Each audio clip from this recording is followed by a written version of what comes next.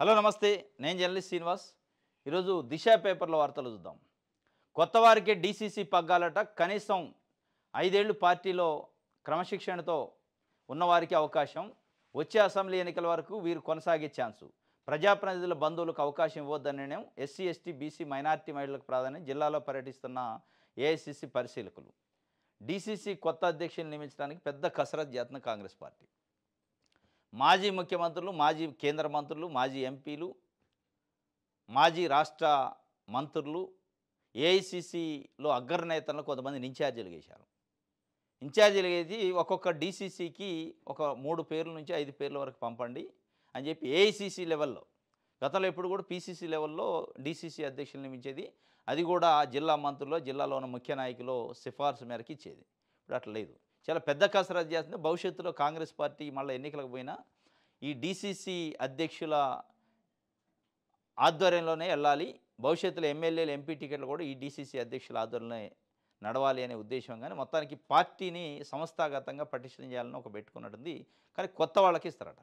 ఇప్పుడున్న డీసీసీ అధ్యక్షులన్నీ పదవులు తీసేసి కొత్త వ్యక్తులకి కనీసం 5 ఏళ్ళు పార్టీలో క్రమశిక్షణతో నుండి ఉండాలని. వాస్తవం కాంగ్రెస్ పార్టీలో క్రమశిక్షణ అంటే ప్రజాస్వామ్యం ఎక్కువ అని చెప్పింది. క్రమశిక్షణ అనే కొలమానానికి మరి 5 ఏళ్ళు కొలమానం ఎట తీస్తారో తెలియదు. కొత్త వాళ్ళకి ఇస్తారట, పాత వాళ్ళకి లేదు. ఇప్పటికే కాంగ్రెస్ పార్టీలో ఉన్న మండల నాయకుల నుంచి జిల్లా నాయకుల వరకు చాలా అసంతృప్తితోనే ఉన్నారు. పార్టీ అధికారంలోకి వచ్చి 2 సంవత్సరాలు అయింది. నామినేటెడ్ పోస్టుల విషయంలో శ్రద్ధ లేదు ప్రభుత్వానికి. పార్టీ నాయకులను కాపాడే ప్రయత్నం కానీ పార్టీ నాయకులకి ప్రాధాన్యత ఇవ్వట్లేదు. కార్యకర్తలకి మొత్తం ప్రభుత్వం అడ్మినిస్ట్రేషన్ దాంట్లో ఉన్నారు. పార్టీని పూర్తిగా నిర్లక్ష్యం చేస్తారనే ఒక అసంతృప్తి కార్యకర్తల్లో ఉంది. ఒకవైపు గ్రామ పంచాయతీ, ఎంపీటీసీ, జడ్పీటీసీ ఎన్నికలను రోజు రోజుకు పోస్ట్ పోన్ అవుతున్నాయి. దాంట్లో కూడా కొంతమందికి పదవులు వచ్చాయి. మొత్తానికి అసంతృప్తిలో ఉన్న కార్యకర్తల నాయకులలో ఈ డీసీసీ పగ్గాలు కూడా కుంపటి పెట్టే అవకాశం ఉంది. ఎంతవరకు అది సక్సెస్ అయింది? డీసీసీ అధ్యక్షులను ఇచ్చే విషయంలో కొన్ని జిల్లాలకు 3 మంత్రులు ఉన్నారు. ఖమ్మం లాంటి జిల్లాలు, వరంగల్ లాంటి, కరీంనగర్ లాంటి జిల్లాలో 2-3 మంత్రులు ఉన్నారు.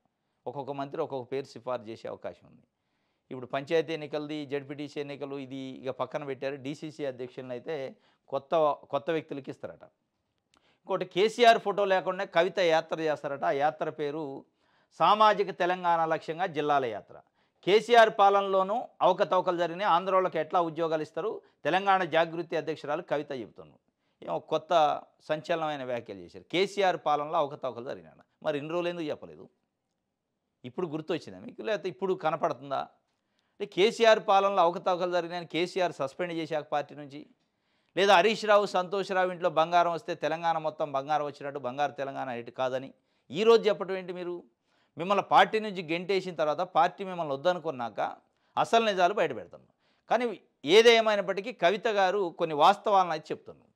ఇన్ని రోజులు కేసీఆర్ కుటుంబాన్ని, వాళ్ళ కుటుంబం మొత్తం లక్షల కోట్లు సంపాదించేది తెలంగాణ ఉద్యమం పేరుతోని, తెలంగాణ పేరుతోని బాగుపడ్డది కుటుంబం. తరతరాలు తరగని ఆస్తులు సంపాదించారనేది బయట చర్చ నడుతుంది. బంగారు తెలంగాణ పేరుతో కుటుంబం అంతా బంగారమయమైంది అని చెప్పి ప్రతిపక్షాలు, ప్రజా సంఘాలు, ప్రజలు అంటే లేదు లేదు అది తప్పు, కడుపు కట్టుకొని పనిచేసినని కేసీఆర్ అన్న. ఇవాళ స్వయంగా ఆయన కూతురే, ఆయన కడుపును పుట్టిన కూతురే కేసీఆర్ పాలనలో కూడా అవకతవకలు జరిగినాయి, ఆంధ్రోళ్ళకి ఎట్లా ఉద్యోగాలు ఇస్తారా అన్నారు. ఏం చెప్తారు ఇప్పుడు కేసీఆర్, కేటీఆర్, హరీష్ రావు సమాధానం తెలంగాణ సమాజానికి? మీరు అన్న బంగారు తెలంగాణ ఏమైంది? మీరు అన్న కడుపు కట్టుకొని పనిచేసిన కథ ఏమైంది? స్వయంగా మీ బిడ్డ చెప్తుంది. ఈరోజు ఆమె సామాజిక తెలంగాణ యాత్ర చేస్తుందట. ఎక్కడుంది సామాజిక? మీరు ఏం క్యాస్టు? అసలు తెలంగాణ జాగృతికి అధ్యక్షురాలు ఎవరు ఇప్పుడు? ఇంకా మీకెక్కడిది సామాజిక తెలంగాణ చేసేది? ఒక ఎస్సీనో, ఒక ఎస్టీనో, బీసీనో పెట్టండి. తెలంగాణ జాగృతి అధ్యక్షురాలు పెట్టి మీరు గౌరవ అధ్యక్షురాలు గుండి పోండి సామాజిక తెలంగాణని. మీ జాగృతిలో ఎంతమంది ఉంటారు సామాజిక తెలంగాణ కావడానికి? ఎంతమంది సామాజికంగా మీరు న్యాయం చేశారు? అసలు జాగృతి మీతోని తెలంగాణ ఉద్యమ కాలం నుంచి మీరు 10 ఏళ్ళు ఎమ్మెల్యే, ఎంపీగానే, ఎమ్మెల్సీగానే ఉన్నారు కదా. పార్టీలో కీ రోల్ పోషించారు, ప్రభుత్వంలో చాలా పనులు చేయించుకున్నారు కదా. మీ చుట్టూ తిరుగుతున్న కార్యకర్తలు, ఎస్సీలు, ఎస్టీలు, బీసీలు ఎంతమంది సామాజికంగా మీ చుట్టూ తిరుగుతున్న వ్యక్తులు బాగుపడ్డారు? ఎంతమంది ఇళ్లలో బంగారం వచ్చింది? ఎంతమందికి బంగారు తెలంగాణ ఫలాలు వచ్చినాయి? వీటన్నిటికి సమానం చెప్పాలి. ఉత్తనే మీరు సామాజిక తెలంగాణ యాత్ర నేను చేస్తా అంటే మీ ఉనికి కోసం యాత్రలు చేస్తే యాత్రలు కాదు. ఈరోజు మీ ఉనికి కోసం ఈరోజు నిజాలే చెప్పేది వాస్తవంగా. ఏది కేసీఆర్ పాలనలో కూడా అవకతవకలు జరిగినాయి, కేసీఆర్ ఇంట్లో కుటుంబంలోనో హరీష్ రావు కుటుంబంలోనో బంగారం ఉంటే మిగతా వాళ్ళకు ఉన్నట్టు కాదు అని చెప్పింది వాస్తవాలే. కానీ వాస్తవాలు చెప్పాల్సిన రోజు చెప్తే వాల్యూ ఉంటుంది, ఈ రోజు చెప్తే వాల్యూ ఉండదు. అంతా అయిపోయిన తర్వాత మింగుడు అయిపోయిన తర్వాత వాస్తవాలు చెప్తే తిన్నారు, కడుపు నిండా తిన్నారు. ఇప్పుడు వచ్చి నేను వాస్తవాలు చెప్తున్నా అంటే ఎవరు నమ్మాలా? ప్రొఫెసర్ జయశంకర్ ఫోటోతో పోస్టర్ రిలీజ్ చేశారట, మేధావులు విద్యావంతులతో భేటీ అయ్యారు. ఇక ఏ భేటీ అయినా ఉనికి కోసం భేటీలు. రెడ్ల సహాయం లేకుండా మీరు బతకగలరా అంటుండు. రెడ్డి జాగృతి నేత మాధవరెడ్డి ఇప్పుడు మొత్తం తెలంగాణలో 42% రిజర్వేషన్ల పైన జీవో నెంబర్ 9 పైన హైకోర్టులో సుప్రీంకోర్టులో ఈ స్థాయిలో ప్రభుత్వాన్ని ఒక వణికిచ్చి షేక్ చేసిన, మొత్తం ప్రభుత్వం చేయటానికి ప్రయత్నం చేసిన, అమలు చేయడానికి ప్రయత్నం చేసిన దాన్ని ఆపిన దాంట్లో ఈ మాధవరెడ్డి కీలకం. ఈయన పిటిషనర్, హైకోర్టులో పిటిషన్ వేసింది. ఆయన ఏమంటున్నాడంటే రెడ్ల సహాయం లేకుండా మీరు బతకగలరా అని, అంటే రెడ్లు కాకుండా ఉన్న మిగతా సమాజాన్ని ప్రశ్నిస్తాను. అంటే రెడ్ల సహాయం లేకుండా మిగతా వాళ్ళు బతకగలుగుతారా లేదా అనేది, లేదంటే మిగతా వాళ్ళ సహాయం లేకుండా రెడ్లు బతకగలుగుతారా లేదని సమాజంలో ఒకళ్ళొకళ్ళు మనం సంఘజీవిలో కులాల మధ్య మా కులం లేకుండా నువ్వు ఉండలేస్తావా, నా కులం లేకుండా నువ్వు ఉండలేస్తావు అంటే ఏ కులం లేకుండా ఎవరు ఏ మనిషి లేకుండా మనిషికి మనిషి సహాయం, మనిషికి మనిషి స్నేహం, మనిషికి మనిషి ఒక సహృద్వాల వాతావరణంలో ఉంటేనే నడుతుంది సమాజం. ఎవరి సహాయం అంటే రెడ్లు మొత్తం తెసిపోయి మిగతా ఎస్సీలకో ఎస్టీలకో బీసీలకో లేదా మిగతా కులాలకో రోజు అన్నం పెడతారా? వాళ్ళు బతకడానికి ఆక్సిజన్ మీరు అందిస్తారా? వాళ్ళు చేసే పని మీరు ఇస్తారా? ఇవ్వచ్చు కొంత, కానీ మొత్తం అసలు సహాయమే లేకుండా మీరు బతకనే లేరంటే మరి మిగతా సమాజంలో రెడ్లు ఎట్టబోతురు అనేది కూడా క్వశ్చన్ వస్తుంది. ఎందుకంటే ఈ మధ్యకాలంలో కొంతమంది బీసీ నాయకులు కూడా విచ్చలవిడిగా వాడేంత ఇది కాదు, సమాజం మధ్యలో విచ్ఛిన్నకరమైన వ్యవహారం కాకుండా ఒక మంచి స్నేహపూరిత వాతావరణంలో ఉండాలి తప్ప మా కులం లేకుండా నువ్వు ఉండలేస్తావా, నా కులం లేకుండా నువ్వు ఉండలేవు, ఇట్లా ఒక రెచ్చగొట్టే వ్యాఖ్యలే కాకుండా ఇప్పటికే బీసీ సమాజం సార్ మీరు ఆ జీవో రిలీజ్ అయింది, ప్రభుత్వం అమలు చేస్తా లేదా పక్కన పెడితే మీరు చట్టపరంగా కోర్టుకు పోయారు, అది మీ హక్కు, చట్టపరంగా కొట్లాడండి. బయటకు వచ్చి ఈ రకమైన కామెంట్లు చేస్తే బీసీ సమాజం ఇప్పటికే ఆగ్రహంతో ఉంది. జీవో నెంబర్ 9ని రద్దు చేయించింది మాధవరెడ్డో లేదా గోపాల్ రెడ్డో వీళ్ళని. వాళ్ళు దాడులు చేసేటట్టు, వాళ్ళు మీ ఇళ్ల మీదకి వచ్చేటట్టు ప్రోత్సహించడం, రెచ్చగొట్టే కార్యక్రమాలు చేయకూడదు. ఆయన అంటుండు రెడ్ల సహాయం లేకుండా మీరు బతకగలరా, తెల్లారితే మా వద్దే ఆశీస్సులు డబ్బులు తీసుకుంటారు. అంటే మీకు అంతగానో ఉన్నాయా ఎట్లా? అంటే రెడ్లల్లో పేదోళ్ళు లేరేగా? రెడ్లల్లో తినడానికి తిండి లేను, ఉండటానికి ఇండ్లు లేను, చదువుకోవడానికి చదువు లేని వాళ్ళు లేరా? ఇక మొత్తం దేశాన్ని దాస్తున్నట్టు రాష్ట్రాన్ని దాస్తున్నట్టు ఆయన కామెంట్లు. అంటే స్థాయికి మించిన మాటలు, సమాజాన్ని విచ్ఛిన్నం చేసే మాటలు మాట్లాడదు. పొద్దున్న లేతే మా దగ్గరే డబ్బులు తీసుకుంటారు, మా ఆశీస్సులే అంటే మీ దగ్గర అంటే ఉచితంగా ఇస్తాను ఎట్లా డబ్బులు? రైతు ఉంటే వాళ్ళ పొలంలో కూలీలు పనిచేస్తే డబ్బులు ఇస్తారు. ఇది ఒక రకంగా రెచ్చగొట్టే వ్యాఖ్యలు. ఈ రెచ్చగొట్టే వ్యాఖ్యల వల్ల నువ్వు ఒక వ్యక్తిగా మాట్లాడిను దాన్ని మొత్తం కులానికి ఆపాదిస్తారు. ఒక వ్యక్తిగా మాట్లాడినప్పుడు ఆ వ్యక్తిగా మాటలతో ఆగదు, అది సమాజానికి చుట్టుకుంటుంది, నిప్పు లెక్క దహనం అవుతుంటుంది. ఇది తిరిగి మమ్మల్ని బ్లాక్మెయిల్ చేస్తారు, 300 కాపులకు రిజర్వేషన్లు ఎందుకు, బీసీ నాయకులపై రెడ్డి జాగృతి మాధవ్ రెడ్డి ఫైరు, 300 కాపులకు రిజర్వేషన్లు ఎందుకు, అట్ ద సేమ్ టైం రెడ్లకు కూడా రిజర్వేషన్లు ఎందుకని వస్తుంది. ఎందుకంటే జీవో నెంబర్ 29 ఒకటి తెచ్చారు దుర్మార్గంగా. జీవో నెంబర్ 29లో 50% రిజర్వేషన్లో 50% ఫస్ట్ నుంచి ఓపెన్ కేటగిరీ. ఆ ఓపెన్ కేటగిరీలో ఎవరైనా ఎస్సీయో ఎస్టీయో బీసీయో మైనారిటీయో ఒక పోస్టో ఒక సీటో సంపాదిస్తే ఇక్కడ రిజర్వేషన్లో కట్ చేస్తారు ఆ సీట్ని. దుర్మార్గం అనమాట. సపోజ్ బీసీలకు ఒక 10 సీట్లు వస్తున్నాయి, లేదా బీసీలకు ఒక 10 ఉద్యోగాలు వచ్చినాయి రిజర్వేషన్లో, మళ్ళీ ఓపెన్ 50%లో కూడా బీసీలు ఎస్సీలు ఎస్టీలు ఓపెన్ కేట అంటే ఇర్రెలెంట్ క్యాస్ట్ కదా సెలెక్ట్గా అయితే, ఒక ఎస్సీనో ఒక బీసీనో లేదా ఒక బీసీలో 10 పోస్టులలో ఇక్కడ వచ్చి ఓపెన్లో ఒక కేటగిరీలో మెరిట్లో సంపాదించిండు ఉద్యోగం. అక్కడ ఉన్న 10 వాళ్ళకు వచ్చిన రిజర్వేషన్లు ఈ సీట్ కట్ చేసి 9 వేస్తారట. అక్కడ ఎంత దుర్మార్గం! వాడు మెరిట్లో సాధించిండు, లేదు నీకు ఆల్రెడీ బీసీ కోటాలను నేను కట్ చేస్తున్నాం, బీసీలకి 9 వస్తాయి, లేదు ఓపెన్లో ఇంకో 4 సంపాదించారు, 10లో 4 తీసేసి 6 రిజర్వేషన్కి ఇస్తారు. అంటే మొత్తం మీద 50% రిజర్వేషన్ కేటగిరీని ఎవరికి ఇస్తున్నారు? ఓపెన్కి ఇస్తున్నారు. ఇది జీవో నెంబర్ 29తోని తీవ్రంగా దుర్మార్గం చేస్తున్నారు, నష్టం చేస్తున్నారు. ఇవన్నీ ఉన్నాయి ఇప్పటికే. ఈ ఇష్యూస్ ఉండగానే ఆయన రెడ్లు లేకుండా మీరు బతకగలరా అని ఛాలెంజ్ చేసిండు. కొండా సురేఖ ఓఎస్డీ పైన వేటు పడ్డది, సుమంతం తొలగిస్తూ పీసీబీ ఉత్తర్వులు, మంత్రుల వివాదానికి అతనే కారణమట. కొండా సురేఖకి లేదా పొంగులేటి శ్రీనివాసరెడ్డికి మధ్య వివాదానికి ఈయన లీకులు ఇస్తాడట. ఏం జరుగుతుందని సురేఖ పేషీలు ఏం జరుగుతుందో లీకులు ఇచ్చి రెచ్చగొట్టే కార్యక్రమాలు చేసి మంత్రుల మధ్య చిచ్చు పెట్టిండు, మంటలు రేపిండు కాబట్టి ఆయన గరిపెట్టారట. సీఎంఓ సీక్రెట్గా ఆపరేషన్ చేస్తే దొరికిపోయిందట సుమంత్ని. ఆయన కొన్ని అవినీతి కార్యక్రమాలు కూడా చేసిండని తొలగించారు. ఏపీని అడ్డుకోండి, బనకచెర్ల టెండర్లు రద్దు చేయాలి, సిడబ్ల్యూసీకి తెలంగాణ లేఖ. పోలవరం డిపిఆర్కు ఇది విరుద్ధమని స్పష్టీకరణ.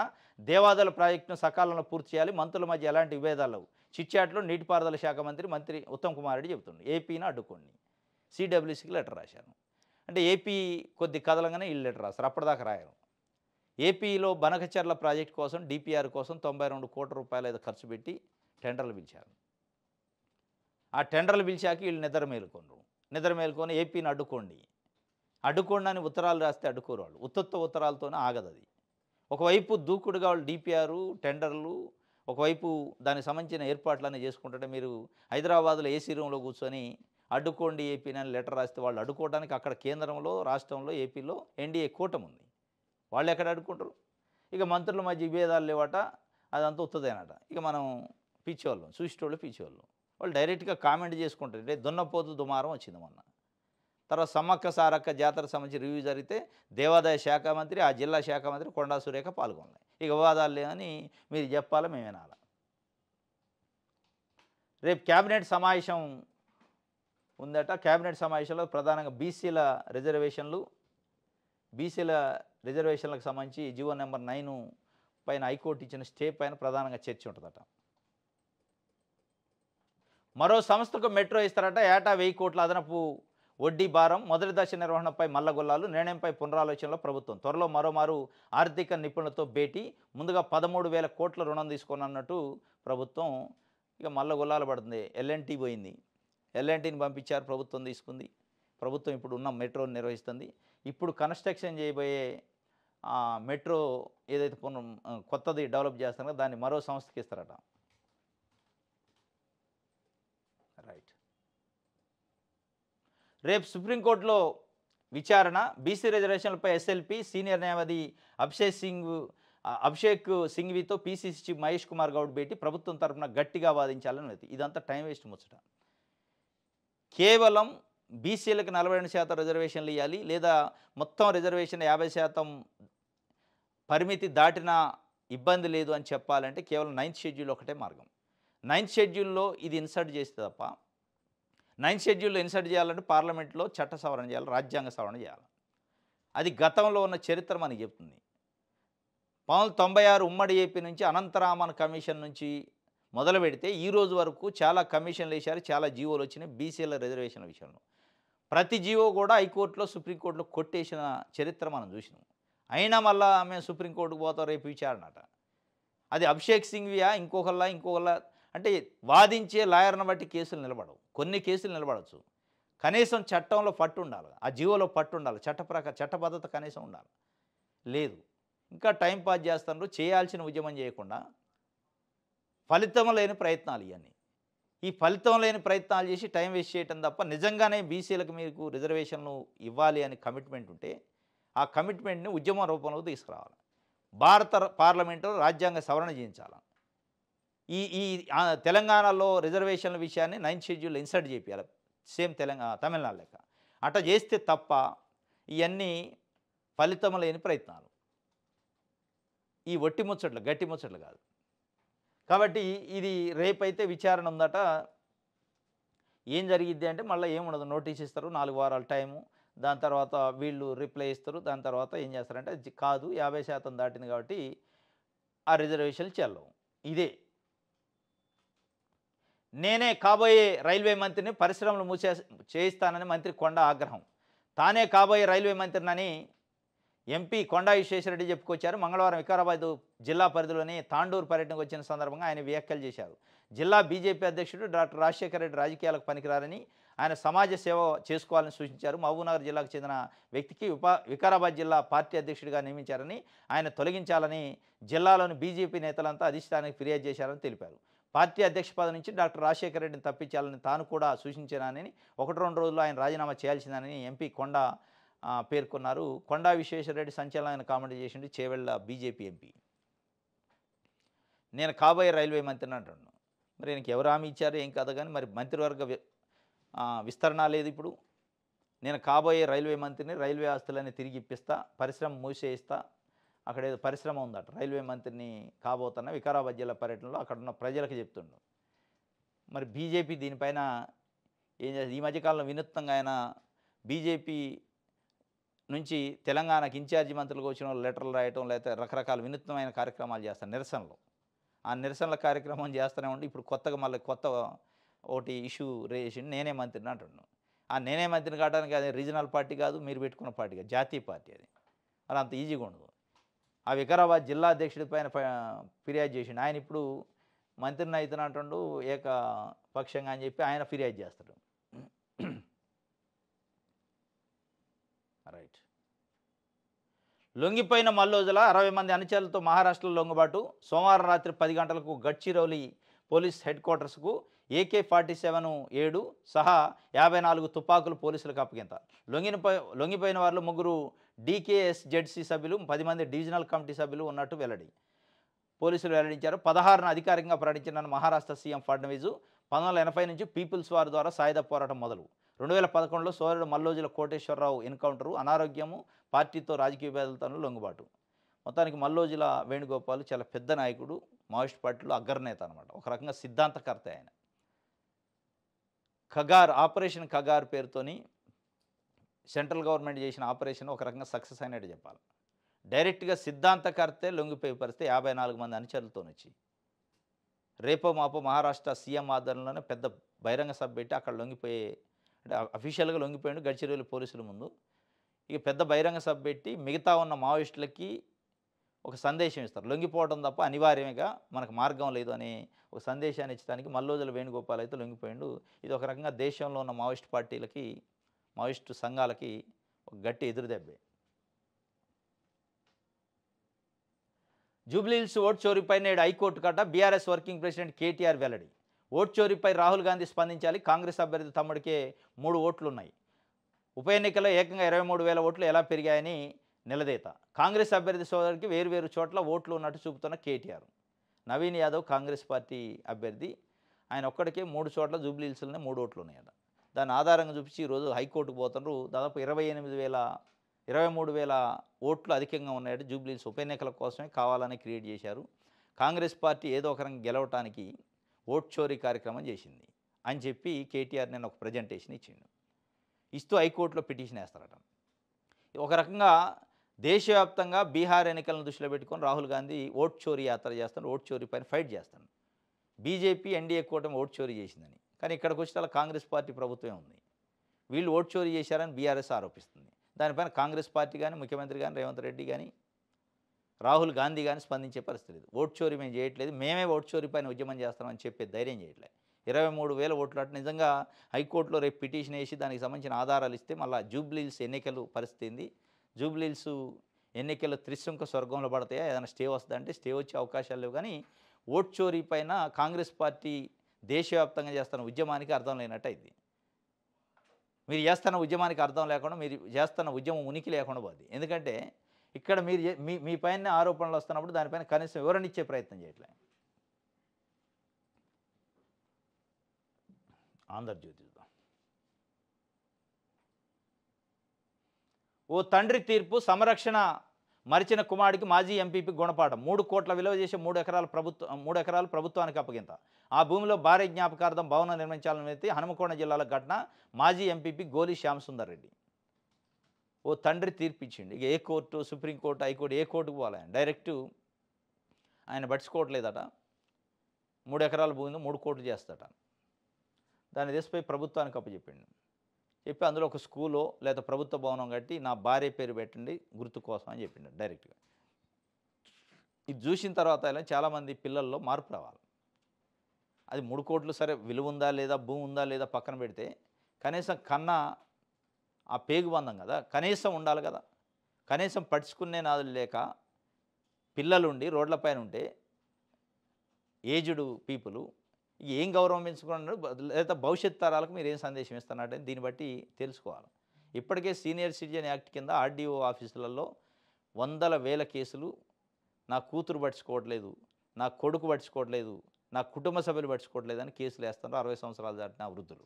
నా ఆస్తులన్నీ తీసుకున్నారు, నన్ను పట్టించుకోవట్లేదు అని ఇప్పటికే కేసులు నడుస్తున్నాయి.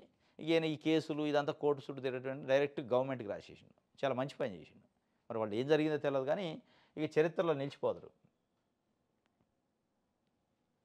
రైట్.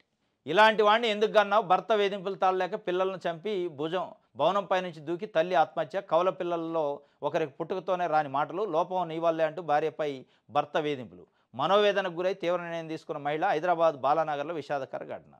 ఇలాంటి వాడిని ఎందుకు గన్నావు? అంటే మాటలు రాని మోగోని ఎందుకు గన్నావు అని భర్త వేధింపులట. ఇప్పుడు ఒక మనిషా పశువా? అంటే కంటానికి ఆమె ఏమన్నా తయారు చేసేది బొమ్మ? పిల్లల్ని కంటం అంటే తయారు చేసే బొమ్మ కాదు కదా. మాటలు వచ్చేటట్టు తయారు చేయటం, మాటలు రానట్టు తయారు చేయటం అది కాదు కదా. తల్లి కారణం ఎట్లయిద్ది? పుట్టే బిడ్డ రంగు, పుట్టే బిడ్డ క్యారెక్టరు, పుట్టే బిడ్డ అంగవైకల్యమో, పుట్టే బిడ్డకు మాటలు రాకపోతేనే తల్లిలో తండ్రి ఇద్దరు కారణం కాదు. అది ఒక యాదృచ్ఛికం. ఎట్లా పుట్టాలనేది యాదృచ్ఛికం. దాన్ని పట్టుకొని ఇట్లాంటి వాడిని ఎందుకు గన్నాం అని చెప్పి నిత్యం వేధిస్తుంటే తట్టుకోలేక ఇద్దరు పిల్లల్ని చంపేసి ఆమె చనిపోయారు. కవల పిల్లలు. నిన్న బాలనగర్లో జరిగినాయి. అంటే వింత ఆలోచనలు కొంతమంది మనుషులు ఆలోచన విధానం ఎట్లుందనేది చూస్తే అర్థమవుతుంది.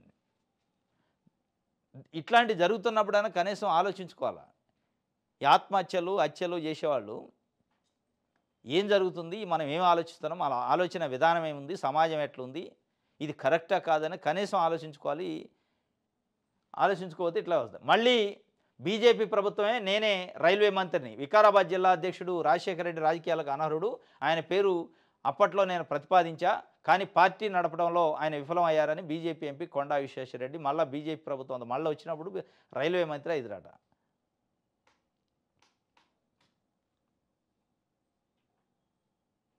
కన్నీటి మంటలు మాగంటి సునీత కన్నీళ్లపై డైలాగ్ వారు. కార్యకర్తల సమావేశంలో భర్తను తలుచుకొని కన్నీళ్లు పెట్టిన సునీత ఆమె పట్ల సానుభూతి ఉందంటూనే కన్నీళ్లు పెట్టడం ఏమిటంటున్న పొన్నం. అధికారం కోసం మహిళ కన్యలను బీఆర్ఎస్ వాడుకుంటుందని తుమ్మల నాగేశ్వరరావు చెప్పిండట. భావోద్వేగాలపై విమర్శల కాంగ్రెస్ నేతలు నీతి మాలిన వారు అని కేటీఆర్ చెప్పిండు. మాగంటి సునీత మొన్న ఒక మీటింగ్లో వాస్తవంగా ఏంటంటే మహిళ భర్త చనిపోయిండు, ఒక ఎమోషన్ అయింది, దాన్ని పెద్ద ఇష్యూ చేశారు. పొన్నం ప్రభాకర్, తుమ్మల నాగేశ్వరరావు లాంటి సీనియర్ నాయకుడు కూడా అధికారం కోసం మహిళ కన్నీళ్ళను బీఆర్ఎస్ వాడుకుంటుందంటే సరే వాడుకుంటుందా లేదు పక్కన పెడితే కన్నీళ్ళు అనేది భావోద్వేగం, ఆమె ఎమోషన్ అయింది, వాటిని అవమానపరచొద్దు, అవమానపరిచి పెద్ద ఇష్యూ చేసుకున్నారు. తుమ్మల నాగేశ్వరరావు లాంటి సీనియర్ నాయకుడు కూడా మాట్లాడండి. ఎందుకంటే అక్కడ జూబ్లీహిల్స్ ఆమె కమ్మ సామాజిక వర్గం, ఆయన కమ్మ సామాజిక వర్గం కాబట్టి ఆయన ఏంతో మాట్లాడింది తెలియదు కానీ ఆమెని అధికారం కోసం మహిళ కన్నీళ్ళను బీఆర్ఎస్ పార్టీ వాడుకుంటుందని చెప్పి తుమ్మల నాగేశ్వరరావు లాంటి వాడు మాట్లాడింది. పొన్నం ప్రభాకర్ ఇప్పటికే వివాదాల్లో ఉండు. ఇది కన్నీటి మంటలట మాగంటి సునీతపై డైలాగ్ వార్ నడిచిందని చెప్పి ఒక వార్తని. నర్సింగ్ మిథ్య చిరునామా ఒక చోట, కాలేజీలు మరో చోట, ఒకే భవనంలో పలు కాలేజీలు, అనుబంధ ఆసుపత్రులు లేని వైనం. 16 నర్సింగ్ స్కూళ్లలో ఆకస్మిక తనిఖీలతో బయటపడ్డ లోపాలు. ప్రజల ఫిర్యాదులతో రాష్ట్ర వ్యాప్తంగా తనిఖీలకు మంత్రి ఆదేశం. లోపాలున్న విద్యా సంస్థలకు అండగా ఓ ఉన్నతాధికారట. నర్సింగ్ విద్య ఓ మిథ్య అట. ఇప్పటికే ఇంజనీరింగ్, ఎంబీఏ, ఎంసీఏ కాలేజీలు అవి మిథ్యగానే కనపడుతున్నాయి. కాలేజీ బిల్డింగ్లు ఉంటాయి, విద్యార్థులు ఉన్నట్టు రిజిస్టర్లలో ఉంటుంది, ఫ్యాకల్టీ ఉన్నట్టు రిజిస్టర్లలో ఉంటుంది, ఆడ విద్యార్థులు ఉండరు, ఫ్యాకల్టీ ఉండరు. కేవలం స్కాలర్షిప్ల కోసం కొన్ని కాలేజీలు నడుతున్నాయి, ఫీజు రీయింబర్స్మెంట్ కోసమే. Engineering, MBA, MCA. ఇక దాంట్లోకి ఇది వచ్చిందట నర్సింగ్ కాలేజీ. ఇక నర్సింగ్ కాలేజీలు కూడా అది ఒక మానవ సేవ. నర్సింగ్ అంటే వైద్యం చేయాలి వాళ్ళు. ఇక దాంట్లో కూడా కేవలం రిజిస్టర్లో పేర్లుండి వాళ్ళకి ఏమీ నేర్పకుండా బయటికి పంపిస్తే ఆసుపత్రులకు వచ్చి వాళ్ళు ఏం చేయాలి? ఇట్లాంటి దాదాపు 16 కాలేజీల పైన కంప్లైంట్లు వచ్చినాయంట. నిన్న మంత్రి ఆదేశంతోనే ఎట్ ఏ టైం 16 కాలేజీల పైన రైడ్ చేశారు. ఒక్క కాలేజీలో ఒక్క బిల్డింగ్లోనే 8 నర్సింగ్ కాలేజీలు నడుతున్నట్టు అడ్రస్ పెట్టి తీసుకున్నారట. ఒకే బిల్డింగు, ఒకే ఇంటి నెంబరు, 8 కాలేజీలకు పర్మిషన్ ఇచ్చారు హెల్త్ డిపార్ట్మెంట్ వాళ్ళు. దానికి తనిఖీ లేదు, విచారణ లేదు. ఆ విచారణ చేసే అధికారులు డబ్బులు తీసుకుంటాడు. ఆ బిల్డింగ్లో కూడా ఏముంటాయి, 4 గదులే ఉంటాయట. 4 గదులు ఉన్న బిల్డింగ్లో 8 కాలేజీలు నడుతాయి. అంటే ఏముంటాయి, రిజిస్టర్లో ఆడ ఒక అటెండర్ ఉంటాడు అంతే. విద్యార్థుల హాజరు రిజిస్టర్ ఉంటుంది, attendance register, faculty attendance register ఉంటుంది. కేవలం ఫీజులు తీసుకోవడానికి, ఫీజు రియంబర్స్మెంట్ తీసుకోవడానికి కాలేజీలు నడుతాయి. వీళ్ళు పోయి రేపు వైద్యం చేయాలి హాస్పిటల్లో. కంపల్సరీ నర్సింగ్ స్కూలో నర్సింగ్ కాలేజీ ఉందంటే దానికి అటాచ్డ్ హాస్పిటల్ ఉండాలి. హాస్పిటల్ కాదు, అసలు బిల్డింగే లేని కాలేజీలు ఉన్నాయి. దీనిపైన నిన్న 16 నర్సింగ్ స్కూళ్ళల్లో ఆకస్మికంగా తనిఖీలు చేశారట. మరి ఏం బయటపడింది చూడాలి. ఇప్పటికే ఇంజినీరింగ్ కాలేజ్ 42 ఇంజినీరింగ్ కాలేజీలు మూతపడే పరిస్థితికి వచ్చింది. డైరెక్ట్‌గా సీజ్ చేసే పరిస్థితికి వచ్చింది. కాకపోతే వాళ్ళు మొత్తం మళ్ళా యూనియన్ అంతా కలిసి ముఖ్యమంత్రి సలహాదారుడు వేం నరేందర్ రెడ్డి కలిసి మన గవర్నమెంటు మనం పరిపాలించుకుంటున్నాం, దాంట్లో రెడ్లు అంతా ఉన్నారు అని చెప్పి ఏదో పర్మిషన్ తీసుకొని నడిపిస్తానట. రైట్. ఇది ఆంధ్రజ్యోతికి సంబంధించి. ఇది ఈరోజు న్యూస్ అనాలిసిస్. రేపు తాజా వార్తలతోని తిరిగి కలుసుకుందాం. Thank you.